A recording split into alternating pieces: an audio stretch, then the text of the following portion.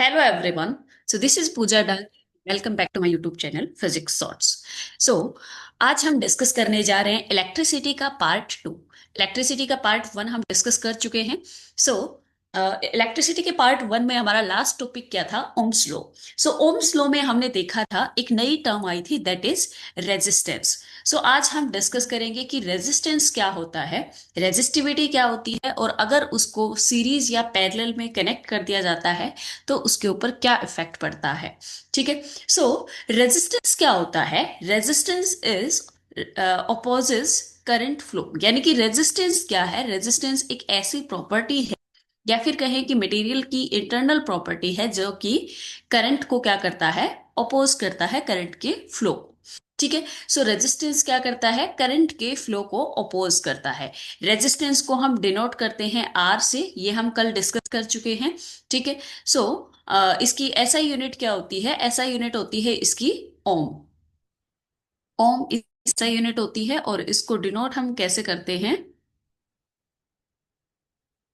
इस तरीके से ओम का सिंबल होता है। ठीक है। सो जैसा कि हमने कल डिस्कस किया था कि ओम्स लॉ के अकॉर्डिंग क्या होता है? V इक्वल्स आई आर होता है। सो यहां से अगर हम देखेंगे तो R इक्वल्स टू हमारे पास क्या हो जाएगा? V डिवाइडेड बाई आई हो जाएगा। दैट मीन्स जितना ज्यादा करंट है, रेजिस्टेंस उतना क्या है? कम है। यानी कि रेजिस्टेंस और करंट आपस में क्या है? रेसिप्रोकल है एक दूसरे के। ठीक है। सो यहां से रेजिस्टेंस के यूनिट तो क्या थी हमारे पास? ओम थी। एंड पोटेंशियल की यूनिट क्या होती है? वोल्ट। एंड करंट की यूनिट क्या होती है? एम्पियर। सो हम यहां से क्या कह सकते हैं कि 1 ओम जो है वो किसके इक्वल होता है? 1 वोल्ट पर एम्पियर की है। दैट मीन्स 1 ओम की डेफिनेशन हमारे पास क्या हो जाएगी कि जब 1 वोल्ट पोटेंशियल, मतलब अगर पोटेंशियल डिफरेंस 1 वोल्ट है, या फिर जो पावर सप्लाई है वो 1 वोल्ट दी जा रही है, तो वहां पे अगर जो करंट है वो कितना फ्लो करेगा? 1 एम्पियर करेगा। तो उतने उस रेजिस्टेंस को हम कितना बोलेंगे? 1 ओम रेजिस्टेंस बोलेंगे। सो आई होप 1 ओम की डेफिनेशन आपको क्लियर हो गई होगी। ठीक है। अब हम डिस्कस करेंगे कि जो रेजिस्टेंस है वो किन किन फैक्टर्स पे डिपेंड करता है। सो रेजिस्टेंस किन फैक्टर्स पे डिपेंड करता है? रेजिस्टेंस डिपेंड करता है लेंथ पे, एरिया पे, मटेरियल पे, एंड टेम्परेचर पे। यानी कि जो लेंथ है किसी भी मटेरियल की, एरिया है, या फिर मटेरियल कैसा है, और उसका टेम्परेचर क्या है, उस चीज पे डिपेंड करता है। दैट मीन्स सबसे पहले हम डिस्कस कर लेते हैं कि टेम्परेचर पे कैसे डिपेंड करता है। सो किसी भी मेटल का जो रेजिस्टेंस है वो टेम्परेचर पे कैसे डिपेंड करता है? मान लेते हैं ये हमारे पास एक मेटल है। ठीक है। सो मेटल के अंदर क्या होते हैं? फ्री इलेक्ट्रॉन्स होते हैं। फ्री इलेक्ट्रॉन्स होते हैं तो ये क्या करते हैं? इधर उधर रैंडम डायरेक्शन में ये मूव करते रहते हैं। मान लेते हैं हमने इसका टेम्परेचर इंक्रीज कर दिया। तो अगर हम टेम्परेचर को इंक्रीज करेंगे तो इसका जो मोशन है, काइनेटिक एनर्जी है इलेक्ट्रॉन्स की, वो क्या हो जाएगी? इंक्रीज हो जाएगी। और अगर इनकी काइनेटिक एनर्जी इंक्रीज होगी तो ये जो रैंडम मोशन है, मान लेते हैं कि जिस तरीके से ये हमारे पास है कोई भी मटेरियल, और यहां से एक इलेक्ट्रॉन इस एंड से दूसरे एंड पे जाना चाह रहा है। ठीक है। तो अगर यहाँ पे बहुत सारे इलेक्ट्रॉन्स हैं और अगर उनकी काइनेटिक एनर्जी इंक्रीज हो जाती है, दैट मीन्स रैंडम मोशन जो है उनका और क्या हो जाएगा? और भी ज्यादा हो जाएगा। तो ये जो इलेक्ट्रॉन है ये क्या होएगा? इस तरीके से सबके साथ टकराते हुए ये यहाँ से इस एंड से दूसरे एंड तक जाएगा। तो वहां तक जाते हुए इसको टाइम ज्यादा लगेगा। इसी वजह से अगर हम टेम्परेचर को इंक्रीज करते हैं तो रेजिस्टेंस क्या हो जाएगा? इंक्रीज हो जाएगा। ठीक है। सो यानी कि टेम्परेचर के साथ रेजिस्टेंस क्या करता है? इंक्रीज करता है। तो ये तो था टेम्परेचर के बारे में। और किस किस चीज पे रेजिस्टेंस डिपेंड करता है? लेंथ एंड एरिया पे डिपेंड करता है, एंड मटेरियल पे डिपेंड करता है। तो इस पे किस तरीके से डिपेंड करता है? सबसे पहले रेजिस्टेंस जो है वो लेंथ के डायरेक्टली प्रोपोर्शनल होता है। ठीक है। यानी कि जितनी ज्यादा मटेरियल की लेंथ इंक्रीज होएगी उतना ही रेजिस्टेंस क्या होएगा? इंक्रीज होएगा। कैसे? जैसे कि मान लेते हैं इसी तरीके से हमारे पास ये एक कोई भी कंडक्टर है। सो यहां से एक इलेक्ट्रॉन यहां तक जा रहा है। तो यहां पे अगर मान लेते हैं इसकी लेंथ हम डबल कर देते हैं, इसकी लेंथ L थी, इसकी लेंथ अगर हम डबल कर देते हैं तो यहाँ पे क्या होएगा? इस इलेक्ट्रॉन को यहां से एक एंड से दूसरे एंड में जाने में ज्यादा टाइम लगेगा। दैट मीन्स टाइम किस तरीके से लगेगा, जैसे कि यहाँ पे इसने मान लेते हैं कुछ रैंडम इसके अंदर कोलिजन्स हुए हैं दूसरे इलेक्ट्रॉन्स के साथ, तो जितनी ज्यादा लेंथ कवर करेगा कोलिजन्स उतने ही ज्यादा होंगे। सो अगर ज्यादा कोलिजन्स होंगे तो इसको एक एंड से दूसरे एंड पे जाने में टाइम जो है, मतलब जो एवरेज टाइम अगर हम देखेंगे तो वो ज्यादा लगेगा। सो यहाँ पे यानी कि इलेक्ट्रॉन्स का फ्लो जो है वो क्या हो रहा है, कम हो रहा है। इलेक्ट्रॉन्स का फ्लो अगर कम हो रहा है तो करंट भी क्या हो रहा है, हमारे पास कम हो रहा है। और अगर करंट कम हो रहा है दैट मीन्स ज्यादा क्या हो रहा है, रेजिस्टेंस ज्यादा हो रहा है। ठीक है। सो अगर किसी भी मटेरियल की लेंथ को हम इंक्रीज करते हैं, किसी भी मेटल की, तो यहाँ पे रेजिस्टेंस क्या हो जाता है, इंक्रीज होता है। दैट मीन्स रेजिस्टेंस जो है वो डायरेक्टली प्रोपोर्शनल है लेंथ की। ठीक है। सेकंड क्या है कि जो रेजिस्टेंस है वो इन्वर्सली प्रोपोर्शनल होता है एरिया ऑफ क्रॉस सेक्शन के। एरिया ऑफ क्रॉस सेक्शन का मतलब क्या है कि यहाँ पे जिस तरीके से जो मेटल का जो एरिया है जहां से एंटर करते हैं, जैसे कि ये एरिया है। सो यहाँ से जब इलेक्ट्रॉन्स एंटर करते हैं तो मान लेते हैं इसका एरिया है ए, एरिया ऑफ क्रॉस सेक्शन। और एक यहाँ पे दूसरी मेटल है जिसका एरिया ऑफ क्रॉस सेक्शन है 2a। तो इसमें इलेक्ट्रॉन कौन से वाले में इजीली जा सकता है, इजिली फर्स्ट वाले सॉरी सेकंड वाले में जा सकता है, क्योंकि इसको ज्यादा एरिया मिलेगा यहाँ पे। ठीक है। यानी कि मान लेते हैं जैसे कि हमारे क्लासरूम का जो गेट है, एक तो इतना छोटा सा गेट है और दूसरा जो है वो इतना है। ठीक है। सो आपके लिए किस गेट में से जाना ज्यादा इजी रहेगा, मतलब इसमें से तो एक बार में एक ही बच्चा निकल सकता है, इसमें एक बार में दो या तीन निकल सकते हैं। सो अगर दो या तीन इलेक्ट्रॉन एक साथ इसमें जा सकते हैं, यानी कि इजीली इसके अंदर एंटर कर सकते हैं, जल्दी जल्दी एंटर करेंगे, दैट मीन्स इलेक्ट्रॉन्स का फ्लो क्या होगा, बढ़ेगा। इलेक्ट्रॉन्स का फ्लो बढ़ेगा दैट मीन्स करंट क्या होगा, बढ़ेगा। सो यहाँ पे रेजिस्टेंस क्या है, कम है। यानी कि जितना ज्यादा एरिया होगा रेजिस्टेंस उतना ही हो जाएगा, कम हो जाएगा। ठीक है। सो आर आर क्या है, इनवर्सली प्रोपोर्शनल टू ए। अब यहां से हम देखेंगे कि अ, इन दोनों को अगर कंबाइन कर देते हैं सो आर इक्वल्स डायरेक्टली प्रोपोर्शनल हो जाएगा एल के एंड इनवर्सली प्रोपोर्शनल है ए के। सो अगर यहां से प्रोपोर्शनैलिटी साइन हटाएंगे so R will be equals to rho L by A. ये हो जाएगा हमारे पास। सो यहाँ पे ये जो रो है ये क्या है, this is proportionality constant. Proportionality proportionality constant. और इस प्रोपोर्शनैलिटी कांस्टेंट का नाम दिया गया है रेजिस्टिविटी। सो रो यहाँ पे क्या है, रेजिस्टिविटी है।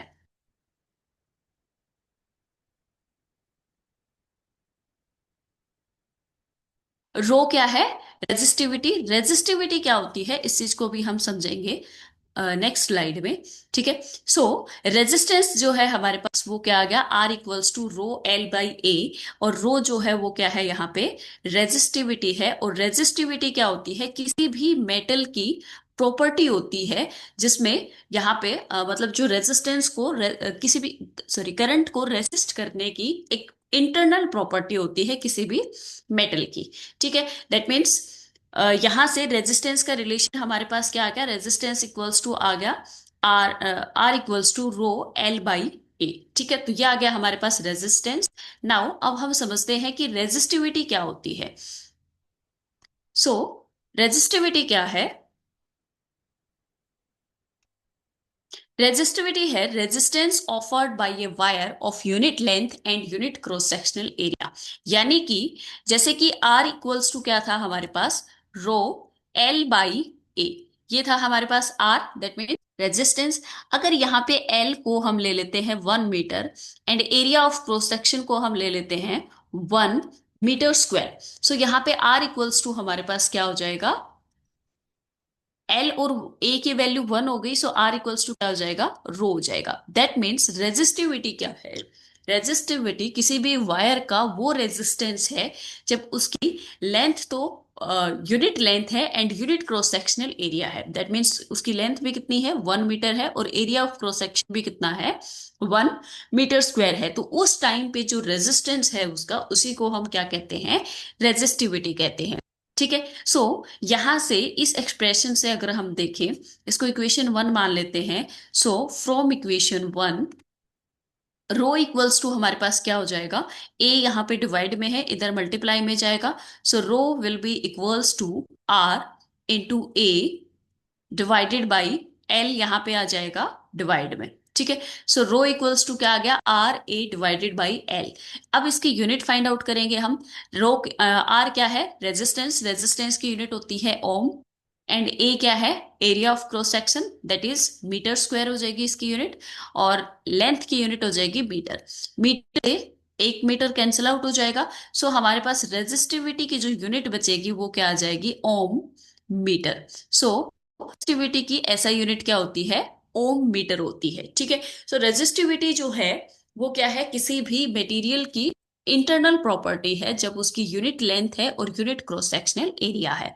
ठीक है, अब रेजिस्टिविटी जो है वो डिफरेंट डिफरेंट मटेरियल के लिए डिफरेंट डिफरेंट होती है, और ये क्या होती है, कांस्टेंट होती है एक पर्टिकुलर मटेरियल के लिए। ठीक है, एनसीईआरटी के अंदर एक टेबल दी हुई है, उसके अंदर सभी मेटल्स नॉन मेटल्स के लिए रेजिस्टिविटी की वैल्यू दी हुई है, उनको याद करने की जरूरत नहीं है, ये गिवन मिलेगी क्वेश्चन में। ठीक है, सो रेजिस्टिविटी क्या है ये समझ आ गया होगा आपको। अब रेजिस्टिविटी जो होती है मेटल्स के लिए लो होती है, और इंसुलेटर्स के लिए क्या होती है, हाई होती है। ठीक है,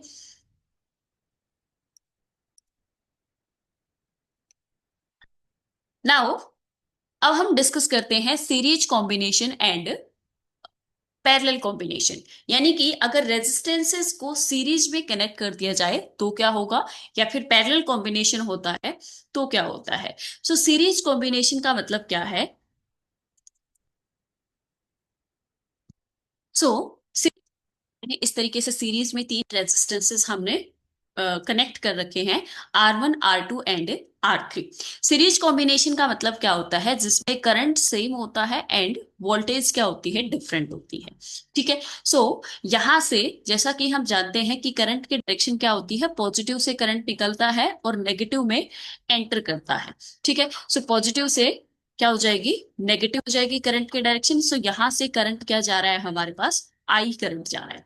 करंट अलग मतलब डिफरेंट कब होता है, जब यहां से अगर कोई दूसरा वायर कनेक्ट हो जाता है इस तरीके से, तो कुछ करंट उस सेकंड वायर में चला जाएगा और कुछ इसमें आ जाएगा। ठीक है, सो उसमें क्या हो जाता है, करंट डिफरेंट हो जाता है। लेकिन अगर सेम वायर जा रहा है हमारे पास, कोई भी यहाँ पे अगर दूसरा कनेक्शन नहीं है, तो पूरे सर्किट के अंदर करंट जो है वो क्या रहेगा, सेम रहेगा। कहने का मतलब ये है कि अगर सीरीज कॉम्बिनेशन है तो उसमें करंट हमारे पास क्या रहता है, सेम रहता है। ठीक है, लेकिन वोल्टेज इसमें डिफरेंट होती है। दैट मीन्स अगर हम R1 रेजिस्टेंस की बात करें तो इसके लिए वोल्टेज हो जाएगी V1, एंड R2 के लिए क्या हो जाएगी, V2 हो जाएगी, एंड R3 के लिए क्या हो जाएगी, V3 हो जाएगी। ठीक है, सो यहाँ का पोटेंशियल डिफरेंस कितना है, V1 है, यहाँ का पोटेंशियल ड्रॉप कितना है, V2, और यहाँ का है V3।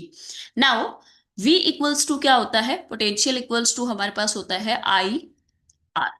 ठीक है, आई आर हमारे पास पोटेंशियल होता है। अब यहाँ पे अगर हम फर्स्ट की बात करें, फर्स्ट रेजिस्टेंस की, तो उसके लिए पोटेंशियल क्या हो जाएगा, V1 इक्वल्स टू क्या हो जाएगा, I R1 हो जाएगा। ठीक है, क्योंकि करंट सेम है, रेजिस्टेंस डिफरेंट है एंड पोटेंशियल डिफरेंट है। ठीक है, सो करंट इसमें क्या रहेगा, सेम रहेगा। इसी तरीके से V2 इक्वल्स टू क्या आ जाएगा, I R2 आ जाएगा, एंड V3 इक्वल्स टू क्या आ जाएगा, I R3 आ जाएगा। ठीक है, अगर तीनों को कंबाइन करते हैं, टोटल पोटेंशियल हमारे पास क्या आ जाएगा, V equals to V1 plus V2 plus V3 आ जाएगा। ठीक है, इसको हम RS मान लेते हैं सीरीज के लिए, मतलब टोटल इफेक्टिव रेजिस्टेंस जो है वो RS है हमारे पास। ठीक है, सो V इक्वल्स टू था हमारे पास IRS इक्वल्स टू V1 की वैल्यू रखेंगे, V1 कितना है, IR1 प्लस V2 कितना है, IR2, and V3 is IR3। ठीक है, सो ये हो जाएगा हमारे पास। अब यहां से हम क्या कर सकते हैं, I को कॉमन ले सकते हैं बाहर। ठीक है, सो IRS इक्वल्स टू क्या हो जाएगा, I को बाहर कॉमन ले लेंगे, अंदर हमारे पास बचेगा R1 plus R2 plus R3। I से I कैंसिल आउट हो जाएगा, सो RS इक्वल्स टू क्या आ जाएगा, RS equals to R1 plus R2 plus R3। यानी कि सीरीज कॉम्बिनेशन में जो टोटल इफेक्टिव रेजिस्टेंस है वो क्या हो जाएगा, सभी रेजिस्टेंसेस का सम हो जाएगा। दैट मीन्स अगर मान लेते हैं यहाँ पे हमारे पास n रेजिस्टेंसेस हैं, तो टोटल इफेक्टिव रेजिस्टेंस जो है n रेजिस्टेंसेस के लिए क्या हो जाएगा, R=R(S=R1 plus R2 plus R3 plus and so on up to Rn। ठीक है, Rn तक है ये। अभी मान लेते हैं अगर ये सभी रेजिस्टेंसेस सेम है, अगर सभी रेजिस्टेंसेस सेम है तो R इक्वल्स टू क्या हो जाएगा, R1=R2 हो जाएगा, इक्वल्स टू R3, और इनको सबको मान लेते हैं इक्वल्स टू R है। तो उस केस में हमारे पास total resistance, total effective resistance क्या हो जाएगा, R+R+R। इसी तरीके से n तक, n टर्म्स तक होएगा ये। सो सभी को ऐड करके क्या हमारे पास n R आ जाएगा। ठीक है, दैट मीन्स हम कह सकते हैं कि अगर सीरीज कॉम्बिनेशन है तो उस केस में जो हमारे पास टोटल इफेक्टिव रेजिस्टेंस होगा वो क्या होगा, मैक्सिमम होगा। यानी कि सीरीज कॉम्बिनेशन अगर हमने लगाया है तो वहां पे जो टोटल इफेक्टिव रेजिस्टेंस होएगा वो क्या होएगा, इंक्रीज करेगा, और कैसा होएगा, मैक्सिमम होएगा। यानी कि जो भी पॉसिबल कनेक्शंस हैं उसमें इस केस में सीरीज कनेक्शन में क्या होएगा, मैक्सिमम रेजिस्टेंस होएगा हमारे पास। ठीक है, ये कहाँ पे यूज होता है, जो डेकोरेटिव डेकोरेटिव लाइट्स जो होती है उसमें सीरीज कॉम्बिनेशन यूज होता है। ठीक है, नाउ अब हम समझते हैं कि पैरेलल कॉम्बिनेशन क्या होता है और इन दोनों कॉम्बिनेशंस में से बेस्ट कौन सा है और क्यों है। ठीक है, सो अब हम डिस्कस करेंगे कि पैरेलल कॉम्बिनेशन क्या है। सो पैरेलल है, मान लेते हैं तीन रेजिस्टेंसेस हैं, R1 R2 एंड R3। तीनों को हमने किस तरीके से कनेक्ट किया गया है, पैरेलल में हमने कनेक्ट कर दिया है। सो पैरेलल में हमारे पास करंट क्या हो जाएगा, करंट पैरेलल में डिवाइड होता है। दैट मीन्स यहां से मान लेते हैं I करंट फ्लो कर रहा है। सो यहाँ पे आके I करंट रहेगा। अब यहाँ पे आके क्या होएगा, तीन वायर अलग अलग डायरेक्शन में डिवाइड हो रहे हैं। सो यहाँ पे कुछ करंट इस वायर में चला जाएगा जिसको हम मान लेते हैं I1। यहाँ पे जो करंट आ रहा है उसको मान लेंगे I2, और यहाँ पे जो करंट आ रहा है उसको क्या मान लेंगे, I3 मान लेंगे। ठीक है, अब ये I1 यहाँ से यहाँ पे आएगा, यहाँ पे I2 आ रहा है और यहाँ पे I3 आ रहा है। यानी कि यहाँ पे जो टोटल करंट आएगा वो क्या आएगा, I1 + I2 + I3, जो कि किसके इक्वल था, I के इक्वल था। ठीक है, यानी कि नेट करंट यहाँ पे वापस कितना आ जाएगा, आई आ जाएगा। अब पैरेलल कॉम्बिनेशन में क्या होता है, वोल्टेज सेम होती है एंड करंट डिवाइड होता है। वोल्टेज सेम क्यों होती है, जैसे कि अगर हम यहां से देखें, पहले रेजिस्टेंस को अगर हम देखें तो बैटरी से डायरेक्ट कनेक्टेड है, यहाँ से positive terminal and negative terminal both. इसी तरीके से R2 को अगर सेकंड रेजिस्टेंस को हम देखें तो ये भी क्या है, बैटरी से डायरेक्ट कनेक्ट है। इसी तरीके से R3 जो है वो भी क्या है, बैटरी से डायरेक्ट कनेक्ट है। अगर ये बैटरी से डायरेक्ट कनेक्ट है तो यहाँ पे जो पोटेंशियल डिफरेंस जो है दोनों का, वो क्या हो जाएगा, तीनों का पोटेंशियल डिफरेंस क्या हो जाएगा, सेम हो जाएगा। ठीक है, क्योंकि यहाँ पे बीच में कोई भी पोटेंशियल ड्रॉप नहीं हो रहा है, तीनों क्या है, डायरेक्ट कनेक्ट है। लेकिन सीरीज कॉम्बिनेशन में क्या हो रहा था, जैसे कि फर्स्ट रेजिस्टेंस डायरेक्ट कनेक्ट था, उसका एक एंड उसका सेकंड रेजिस्टेंस के साथ कनेक्ट था, तो उसकी वजह से क्या हो रहा था, जैसे कि फर्स्ट रेजिस्टेंस है उसके ऊपर पोटेंशियल ड्रॉप हो रहा था यहाँ पे, फिर यहाँ पे जो पोटेंशियल ड्रॉप हो रहा था, मतलब यहाँ का पोटेंशियल ड्रॉप होने के बाद यहाँ का जो पोटेंशियल ड्रॉप है वो क्या हो जाएगा, डिफरेंट हो जाएगा। ठीक है, सो पैरेलल कॉम्बिनेशन में हमारे पास क्या होता है, पोटेंशियल सेम हो जाएगा सभी रेजिस्टेंसेस का, और करंट क्या हो जाएगा, डिफरेंट हो जाएगा। ठीक है, सो इन सभी रेजिस्टेंसेस का पोटेंशियल क्या हो जाएगा, V। इसका भी V हो जाएगा और इसका भी V हो जाएगा। ठीक है, सो V इक्वल्स टू क्या होता है, IR होता है। V equals to I R, और यहां से हमारे पास I इक्वल्स टू क्या हो जाएगा, I इक्वल्स टू हो जाएगा V डिवाइडेड बाई R। ठीक है, R को हम मान लेते हैं RP। ठीक है, सो P का मतलब है पैरेलल कॉम्बिनेशन, सो हमने पैरेलल कॉम्बिनेशन के लिए RP मान लिया इसको। ठीक है, अब यहां से I1 करंट की अगर हम बात करें, सो I1 करंट क्या आ जाएगा हमारे पास, V डिवाइडेड बाई R1 आ जाएगा। ठीक है, इसके अंदर यहाँ पे पोटेंशियल V है और रेजिस्टेंस कितना है, R1 है। I2 इक्वल्स टू क्या आ जाएगा, V डिवाइडेड बाई R2, और I3 इक्वल्स टू क्या आ जाएगा, V डिवाइडेड बाई R3। ठीक है, अब टोटल करंट हम फाइंड आउट करेंगे। सो टोटल करंट हमारे पास क्या हो जाएगा, I equals to I1 plus I2 plus I3। ठीक है, ये हो जाएगा हमारे पास टोटल करंट। नाउ अब I1 I2 I3 इन सब की वैल्यू पुट करेंगे इसके अंदर। सो आई की वैल्यू क्या है हमारे पास, V divided by RP equals to V divided by R1 plus V divided by R2 and v divided by R3। ठीक है, v दोनों साइड से कॉमन आ जाएगा। v कॉमन लेने के बाद हमारे पास यहाँ पे क्या बचेगा, v divided by RP equals to v common आ गया, अंदर रह गया हमारे पास 1/R1 plus 1/R2 plus 1/R3। ठीक है, ये आ जाएगा। v से v कैंसिल आउट हो जाएगा, 1/RP इक्वल्स टू हमारे पास क्या बच गया, 1/R1 plus 1/R2 plus 1/R3। यानी कि यहां पे जो टोटल इफेक्टिव रेजिस्टेंस है वो क्या है, रेसिप्रोकल है। सो अगर टोटल इफेक्टिव रेजिस्टेंस रेसिप्रोकल है तो नेट रेजिस्टेंस जो होएगा हमारे पास वो क्या हो जाएगा, कम हो जाएगा। ठीक है, कम हो जाएगा, दैट मीन्स ये क्या है हमारे पास, मिनिमम इफेक्टिव रेजिस्टेंस है। तो जो पैरेलल कॉम्बिनेशन है उसके अंदर क्या है हमारे पास, मिनिमम इफेक्टिव रेजिस्टेंस बोल सकते हैं इसको हम, मिनिमम इफेक्टिव रेजिस्टेंस। ठीक है, सो पैरेलल कॉम्बिनेशन में क्या होता है, मिनिमम इफेक्टिव रेजिस्टेंस होता है। वहीं हमने सीरीज कॉम्बिनेशन में देखा वहां पे क्या होता है, मैक्सिमम इफेक्टिव रेजिस्टेंस होता है। तो एक फायदा तो यहाँ पे पैरेलल कॉम्बिनेशन का हमें दिख रहा है कि पैरेलल कॉम्बिनेशन का क्या फायदा होता है, क्योंकि यहाँ पे रेजिस्टेंस जो है वो मिनिमम हो जाता है, और रेजिस्टेंस मिनिमम है तो मतलब करंट क्या हो जाएगा, मैक्सिमम हो जाएगा। ठीक है, सो पैरेलल कॉम्बिनेशन का एक फायदा तो क्या है कि यहाँ पे करंट मिनिमम है। ठीक है, अब इन दोनों में से बेटर कौन सा है, सीरीज कॉम्बिनेशन और पैरेलल कॉम्बिनेशन में। पहला बेनिफिट तो हमें दिख गया कि पैरेलल कॉम्बिनेशन बेटर है क्योंकि यहाँ पे रेजिस्टेंस मिनिमम होता है। और क्या क्या रीजन हो सकते हैं इसके अलावा जिसकी वजह से पैरेलल कॉम्बिनेशन बेटर होता है। सो जो पैरेलल कॉम्बिनेशन होता है वो कहाँ पे यूज करते हैं, हमारे हाउस होल्ड वायरिंग में यूज करते हैं। ऐसा क्यों होता है, जैसे कि पैरेलल कॉम्बिनेशन में हमने देखा कि जो कनेक्शन होते हैं वो किस तरीके से होते हैं, इस तरीके से मान लेते हैं यहाँ पे एक डिवाइस कनेक्ट कर दी हमने। ठीक है, दूसरी डिवाइस हमने यहाँ पे कनेक्ट कर दी है, और तीसरी डिवाइस हमने यहाँ पे कनेक्ट कर दी है इस तरीके से। ठीक है, अब अगर हम इसको पावर सप्लाई के साथ कनेक्ट करेंगे तो यहाँ पे हमारे पास क्या हो जाएगा, मान लेते हैं इसको हमने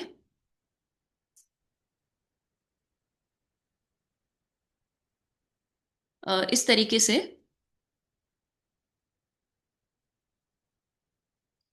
यहाँ पे बैटरी के साथ इसको कनेक्ट कर दिया गया। ठीक है, तो यहाँ पे पावर सप्लाई के साथ एक चीज तो क्या है कि यहाँ पे तीनों ही हमारे पास क्या है, डायरेक्ट पावर सप्लाई के साथ कनेक्ट है। दैट मीन्स पोटेंशियल जो मिलेगा तीनों को वो सेम मिलेगा। पोटेंशियल सेम मिलेगा इसका मतलब क्या है कि जितना सबको जरूरत होगी पोटेंशियल उतना सफिशियंट उनको पोटेंशियल मिल जाएगा। लेकिन वहीं पे अगर हम बात करें सीरीज कॉम्बिनेशन की, जैसे कि मान लेते हैं एक हमने यहाँ पे लगा दिया बल्ब और दूसरा लगा दिया हमने यहाँ पे फैन। ठीक है, सो यहाँ पे अगर हम बात करें तो यहाँ पे जो पोटेंशियल ड्रॉप होगा, जैसे कि यहाँ पे हमें मान लो बल्ब को चाहिए 1 वोल्ट और इसको चाहिए 2 वोल्ट। ठीक है, लेकिन हमारे पास टोटल कितना है, 2 वोल्ट है। सो 1 वोल्ट इसने यूज कर लिया यहाँ पे। अब यहाँ पे कितना बच गया हमारे पास, 1 वोल्ट बच गया। अगर 1 वोल्ट बच गया तो यहाँ पे इसको तो 2 वोल्ट चाहिए, तो सफिशियंट पोटेंशियल इसको मिल ही नहीं पाएगा। ठीक है, सो इसीलिए सीरीज कॉम्बिनेशन सही नहीं है। लेकिन पर पैरेलल कॉम्बिनेशन में क्या है, सभी को सेम पोटेंशियल मिलेगा। ठीक है, तो ये एक फायदा है। दूसरा क्या बेनिफिट है, जैसे कि मान लेते हैं सीरीज कॉम्बिनेशन में एक डिवाइस हमारे पास खराब हो गई है। ठीक है, बल्ब हमारे पास खराब हो गया है, तो बल्ब खराब हो गया है तो यहाँ पे बल्ब में आपने देखा होगा कि ये इस तरीके से एक वायर होता है। सो ये वायर अगर खराब हो गया दैट मीन्स ये टूट गया है, ये ब्रेक हो गया है, तो यहाँ से सर्किट पे क्या हो जाएगा, ब्रेक हो जाएगा। अगर सर्किट यहाँ से ब्रेक हो गया तो आगे करंट नहीं जा पाएगा। आगे करंट नहीं जा पाएगा तो बल्ब के साथ साथ फैन जो है हमारा वो भी ऑफ हो जाएगा। तो ये क्या है, दैट मीन्स पूरा सर्किट खराब हो जाएगा। इसी तरीके से अगर हम बात करें पैरेलल कॉम्बिनेशन में मान लेते हैं पहली डिवाइस जो है वो हमारी खराब हो चुकी है, यानी कि यहाँ पे करंट नहीं जा रहा। तो अगर यहाँ पे करंट नहीं जा रहा तो बाकी के दो तो जो हैं वो प्रॉपरली वर्क कर रहे हैं, ठीक है। सिर्फ यहाँ पे करंट वर्क नहीं कर रहा है तो फर्स्ट वाला नहीं कर रहा है। सो इसीलिए पैरेलल कॉम्बिनेशन जो है वो बेटर है। तो हमारे हाउस होल्ड वायरिंग जो है उसमें कैसा कॉम्बिनेशन होता है, पैरेलल कॉम्बिनेशन होता है। आई होप आपको समझ आ गया होगा कि सीरीज कॉम्बिनेशन और पैरेलल कॉम्बिनेशन में क्या डिफरेंस है और कौन सा बेटर है और क्यों बेटर है, ठीक है। तो now let's move to the next topic. So our next topic is heating effect. Heating effect क्या होता है? जब भी करंट पास करता है किसी भी सर्किट से तो वहां पे क्या होती है, हीट जनरेट होता है, यानी कि कुछ एनर्जी डिसिपेट होती है एज ए हीट।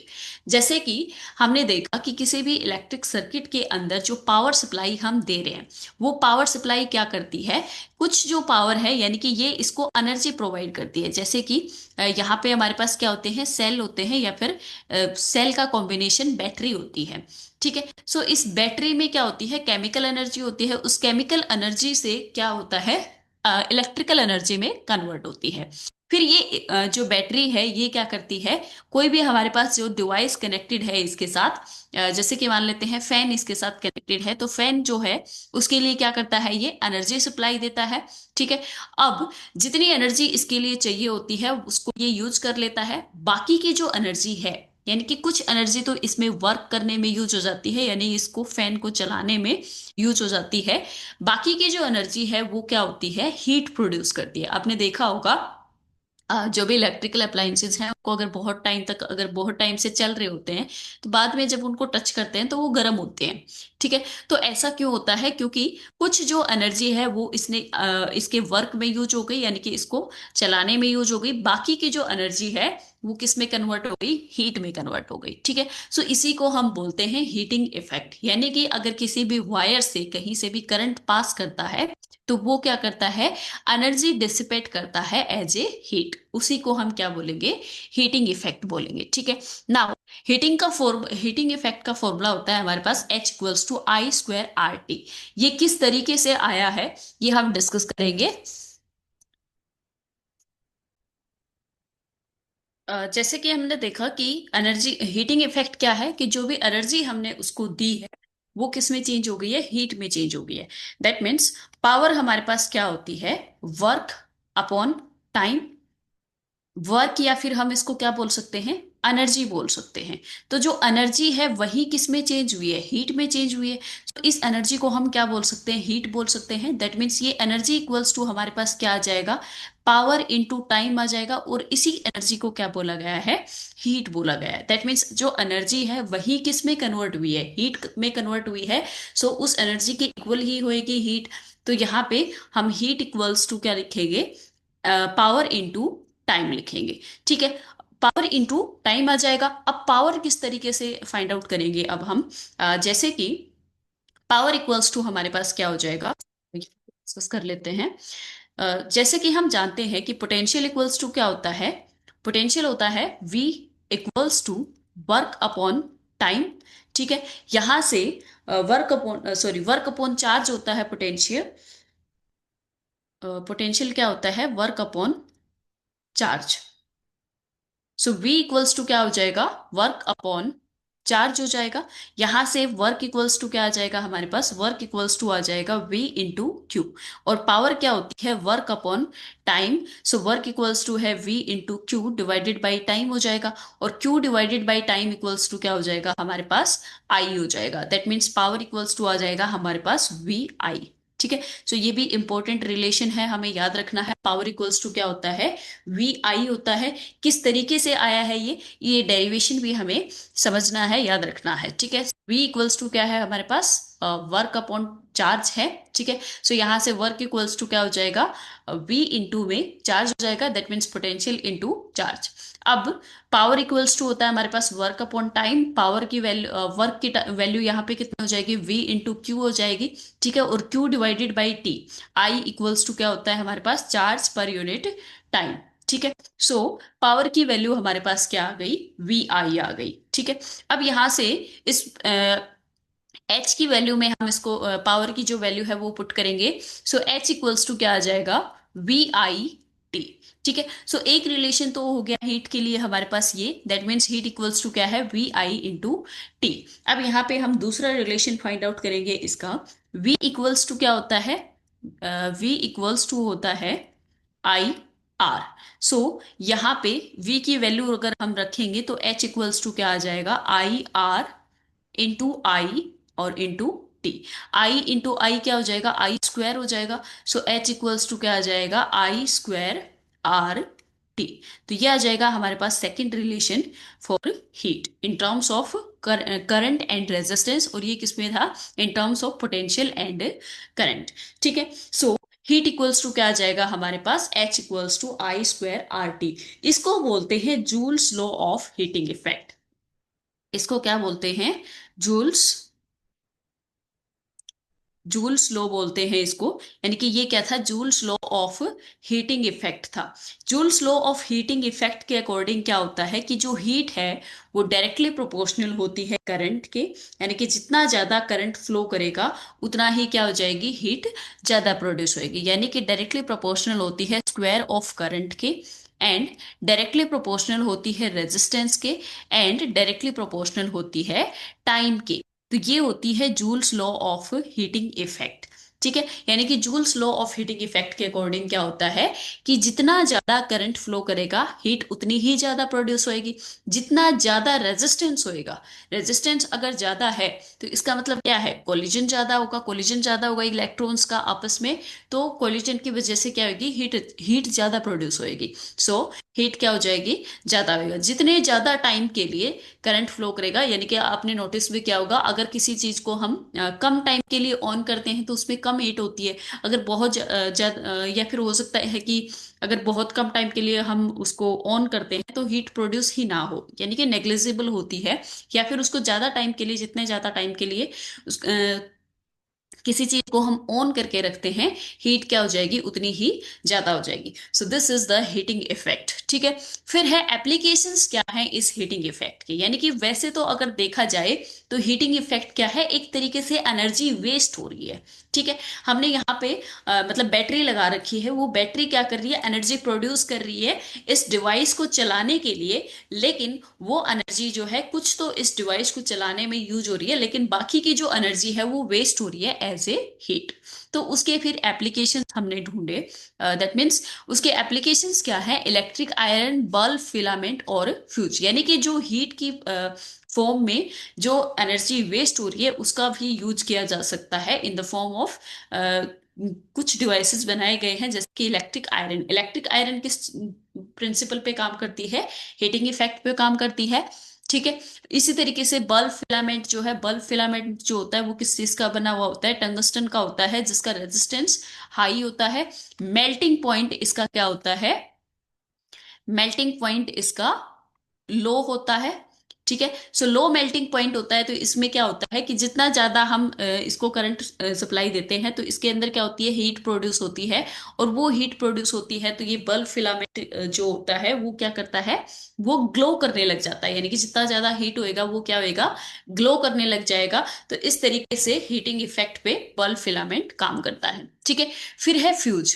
फ्यूज क्या होता है, कोई भी इलेक्ट्रिक सर्किट होता है, आपने सुना भी होगा कि एकदम से जब लाइट चली जाती है तो एक मतलब सुना होगा कि फ्यूज उड़ गया। तो वो फ्यूज उड़ना क्या होता है, फ्यूज का मतलब क्या होता है कि फ्यूज को एक, कोई भी इलेक्ट्रिक सर्किट है मान लो, तो इस इलेक्ट्रिक सर्किट में एक फ्यूज लगा हुआ होता है। इस तरीके से ये मान लेते हैं क्या है, फ्यूज है। ठीक है, और ये यहाँ पे हमारे पास कोई भी एक डिवाइस कनेक्टेड है, यानी कि हमारा हाउस होल्ड सर्किट है, कुछ भी यहाँ पे कनेक्टेड है। तो यहाँ पे क्या है, फ्यूज लगा हुआ है। सो जैसे कि मान लेते हैं कि हमारे रिक्वायरमेंट से ज्यादा, यानी कि करंट एकदम से बहुत ज्यादा आ जाता है, तो जितना ज्यादा करंट होएगा उतना ही क्या होएगा, हीटिंग इफेक्ट ज्यादा होगा। सो हीटिंग इफेक्ट अगर ज्यादा होगा तो ये जो फ्यूज है वो एक ऐसे मटेरियल से बना हुआ होता है जिसका मेल्टिंग पॉइंट लो होता है। सॉरी, बल्ब फिलामेंट का जो मेल्टिंग पॉइंट है वो लो नहीं है, हाई होएगा। ठीक है, ताकि ये जल्दी से मेल्ट ना हो। ठीक है, मेल्टिंग पॉइंट क्या होता है, बल्ब फिलामेंट का हाई होता है। और यहाँ पे फ्यूज का मेल्टिंग पॉइंट क्या होता है, लो होता है। मेल्टिंग पॉइंट फ्यूज का क्या होता है, लो होता है, ताकि जैसे ही मतलब एक पर्टिकुलर वैल्यू से अगर ज्यादा करंट हो गया तो उस केस में क्या हो जाएगा, फ्यूज जो है वो मेल्ट होना स्टार्ट हो जाएगा, ताकि जो आगे जो डिवाइसेस इसके साथ कनेक्टेड है उनको कोई भी नुकसान ना पहुंचे उस चीज का। ठीक है। सो फ्यूज क्या होता है कि किसी भी डिवाइस के अंदर लगाया जाता है, या फिर हमारे जो हाउस होल्ड कनेक्शंस हैं, अभी फ्यूज की जगह पे क्या आ गया है, एमसीबी आ गए हैं।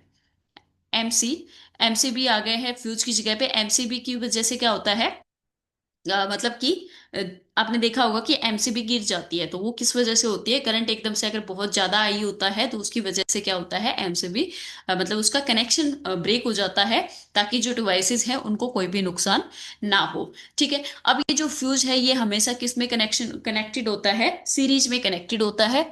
ठीक है। ये होता है, फ्यूज बना हुआ होता है एलॉय ऑफ मेटल से। किससे बना हुआ होता है, एलॉयज ऑफ मेटल्स। जैसे कि एल्यूमिनियम है, एल्यूमिनियम या फिर एल्यूमिनियम प्लस कॉपर से, या फिर आयरन प्लस लेड से। ठीक है। यानी कि एलॉय ऑफ मेटल से बना हुआ होता है ये, क्योंकि इनका लो मेल्टिंग पॉइंट होता है और रेजिस्टिविटी इनकी क्या होती है, हाई होती है। रेजिस्टिविटी हाई होती है, मेल्टिंग पॉइंट लो होता है। और इसमें क्या होना चाहिए, मतलब जो फ्यूज होते हैं उनकी डिफरेंट डिफरेंट रेटिंग होती है। दैट मीन्स हमारे हाउस होल्ड सर्किट में जो फ्यूज लगाए जाते हैं उनकी डिफरेंट डिफरेंट रेटिंग होती है, जैसे कि 1 एम्पियर, 2 एम्पियर, 3 एम्पियर, इस तरीके से रेटिंग होती है। यानी कि अगर इससे ज्यादा करंट आ गया, जो 3 एम्पियर रेटिंग वाला जो फ्यूज है, अगर इससे ज्यादा करंट हो गया तो वो क्या हो जाएगा, फ्यूज ब्रेक हो जाएगा। ठीक है। मेल्ट हो जाएगा, ब्रेक हो जाएगा, जिसकी वजह से जो सर्किट है उसको, मतलब जो अप्लायंसेस है उसको कोई भी नुकसान नहीं होगा। सो फ्यूज जो है as a safety device use किया जाता है। So I hope this is clear to all.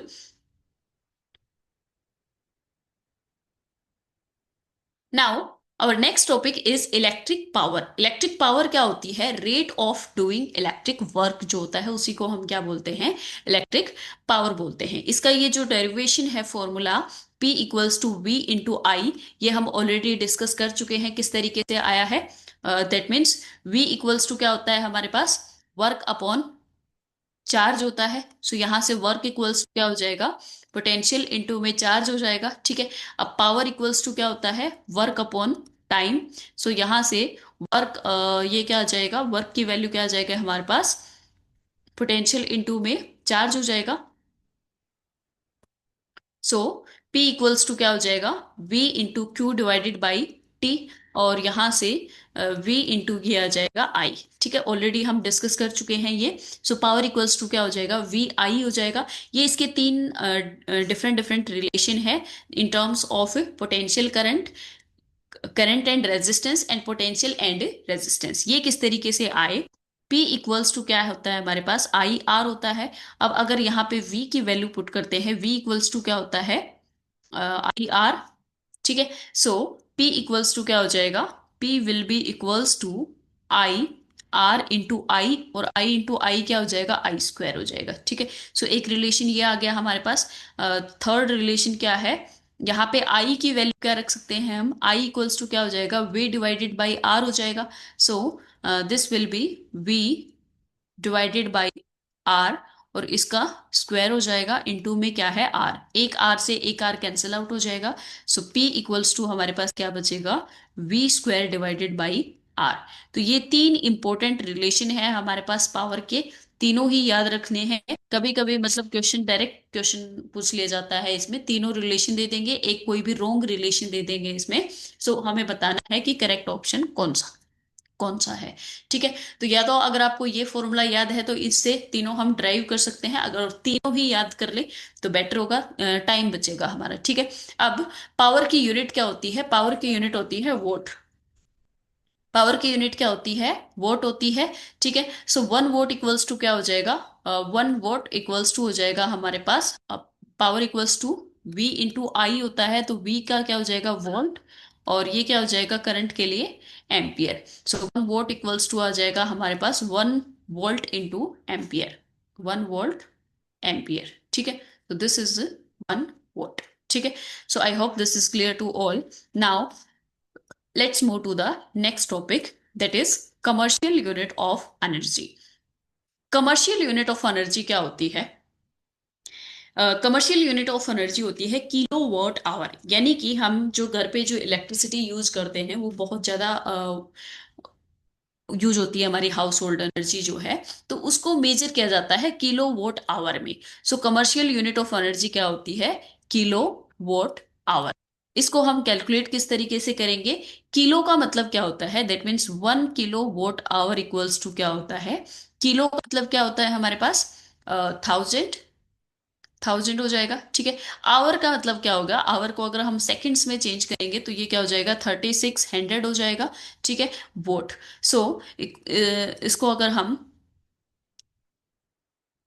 इसको हम क्या लिख सकते हैं? 3.6 × 10 रेज टू पावर, यहाँ पे दो जीरो है, ये तीन हो गए, तो ये कितने हो गए? 5 हो गए, और यहाँ पे एक डेसिमल लग गया तो इसको 6 हो जाएगी power. So 1 kilowatt hour equals to क्या होता है? 3.6 × 10 रेज टू पावर 6 वोट, ठीक है। So 1 kilowatt hour equals to क्या हो जाएगा? 3.6 × 10 रेज टू पावर 6 वोट हो जाएगा। इसी को हम क्या बोलते हैं? Sorry, vote. ये यहाँ पे आवर को हमने सेकंड में चेंज किया था, तो ये यहाँ पे हमारे पास हो जाएगा, सॉरी फॉर दिस, आवर को हमने क्या किया था? सेकंड में चेंज किया था। So 1 kilowatt hour equals to क्या हो जाएगा हमारे पास? 3.6 × 10 raise to power 6 watt second हो जाएगा ये यहाँ पे, ठीक है। क्योंकि यहाँ पे आवर को हमने क्या चेंज, सेकंड में चेंज किया था ना, तो यहाँ पे ये क्या हो जाएगा? वोट सेकंड हो जाएगा, ठीक है। तो यहाँ से यानी कि वोट सेकंड किसकी यूनिट होती है? वोट्स 1 जूल इक्वल्स क्या होता है? 1 वोट सेकंड होती है, यानी कि पावर इनटू में टाइम। एनर्जी इक्वल्स टू क्या होती है? पावर इनटू टाइम होती है, पीछे भी देखा था ये रिलेशन हमने, ठीक है। सो एनर्जी की यूनिट क्या होती है? जूल।